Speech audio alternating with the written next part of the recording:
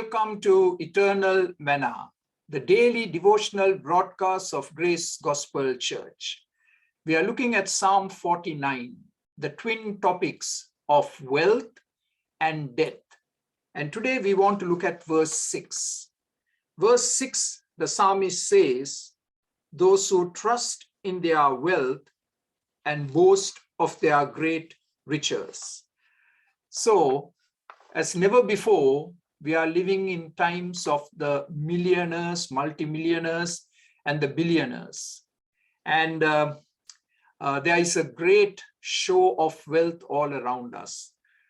People take great pride in their wealth. They want to parade their wealth. They want to boast about their wealth. But the key thing to remember is the powerlessness of wealth. They cannot extend life or prevent death. Our wealth can take us to the best of doctors, to the best of hospitals, to the best of medicines. But when our time is up, no amount of money will prevent us from death. So we are told in the book of Psalms that instead of trusting our material possessions, we should trust God.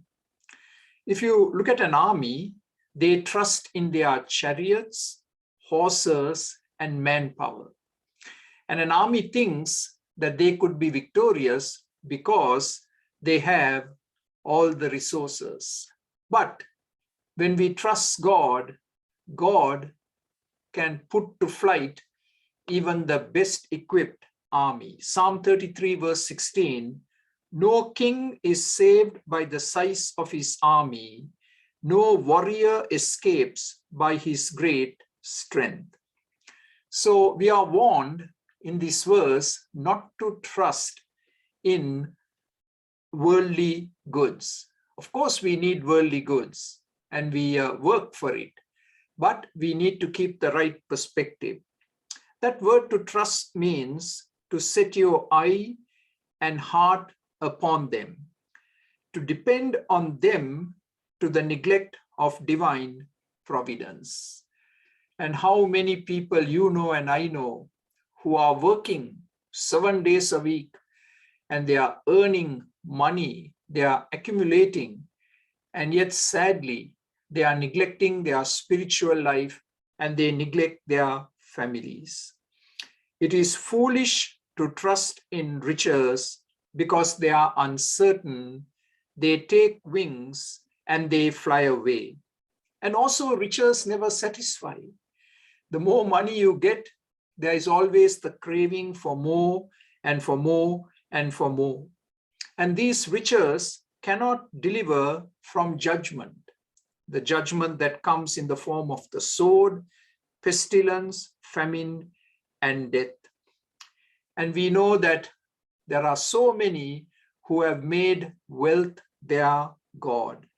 We are reminded of the rich fool in Luke chapter 12, who was a very successful farmer, and he had a bountiful crop, and he built bigger barns, and he felt so secure. Why?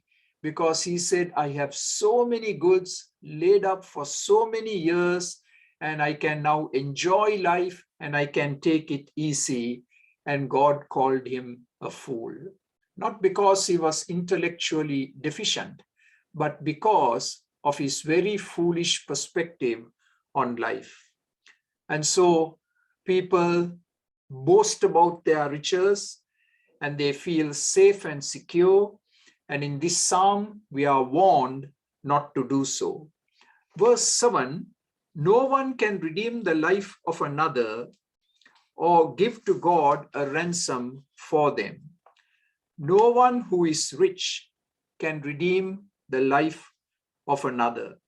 You cannot save somebody else from the grave or rescue him or seek to prolong his life through money. And our hearts may go out to people, and we can use our wealth to try and redeem them from the power of the grave, but that's a futility. We might be able to prolong their life, but the death is inevitable. No man can by any means redeem himself. I can't save myself from my sins. I can't. I need divine help. And no amount of money will cause me to be saved from my sin. You can't give to God a ransom, either to redeem from sin or the grave. You can't buy God off with money. And so there are people who think that by their wealth, they can buy God off, but they cannot. And we all need to depend upon God day by day and trust Him, and not in our wealth, but use our wealth for God's glory. Have a good day today. Amen. For more videos like this, please subscribe to our YouTube channel, Grace Gospel English Church Toronto. Thank you.